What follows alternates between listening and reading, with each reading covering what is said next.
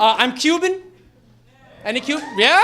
No? Well, you're Latinos. But yeah, you know, thank you. Yeah, Cuba Libre, que vola hacer. I have no idea what that means, but it sounds Cuban.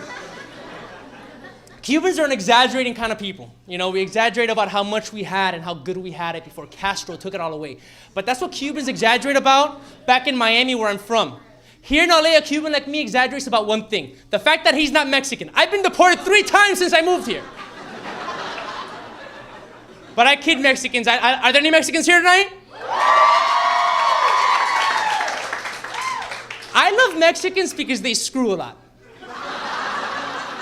Rabbits screw like Mexicans. That's how much Mexicans screw. Let me give you some information. Did you know that a Mexican scientist named Luis Miramontes co-invented the contraceptive pill?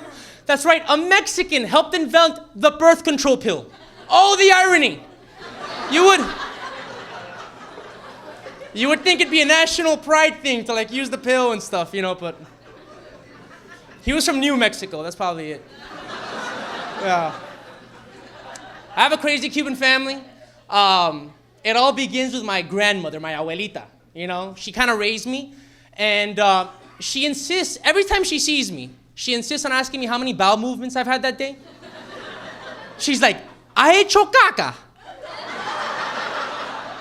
And no matter what time of the day she asks me this question, morning, noon, or night, I better tell her that I've taken at least 2 poops. Or else I have cancer. 2 poops or cancer. She's a wise Latina. And I come from a family full of retards. So, there's my dad. My dad is always saying, "Me nada." You know what that means? It means I crap on nothing. Because he has no one to blame but himself for everything, you know? He had his baseball dreams kind of interrupted because he had to leave Cuba in his teens, so he wanted to live his baseball dreams vicariously through me. But I sucked at baseball. I sucked at T-ball. I couldn't hit the ball. It just stayed right there. I couldn't hit the ball. In fact, the only 2 balls I hit the entire season were my dad's. Let me tell you what happened. He came over, tried to show me how to hold the bat in front of all the other kids. I swung, I hit him right in the nuts. And then I ran around the bases. It was my only chance. Come to think of it, our relationship has never been the same since. The only normal person in my family is my sister. And she's really cool. She's like this up-and-coming advertising executive. You know, she lives on her own with a dog, not a cat.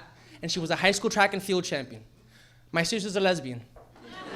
And it doesn't bother me or my dad that my sister's a lesbian, you know? We don't gotta worry about the thought of some young punk trying to give her the goo, you know? Yeah. Plus, I always have someone to spot me at the gym. Always have someone to spot me at the gym. But it bothers my mom because my mom wants grandkids. Like any Latina, she wants grandkids. But the pressure's on my sister to have these grandkids because I've been pissing blood for the past 3 years. Thanks to alcohol, unprotected sex, the list goes on and on. Anyway, we figure I'm infertile. So the pressure's on my sister, but check this out. My mom, she blames me for turning my sister gay. Yeah, she's like, "You played tackle football with her when she was a kid and it confused her." I'm like, "Mom, I made her wear a helmet and a cup every time I played football. How did that confuse her?" It's anyone's guess. Don't blame me.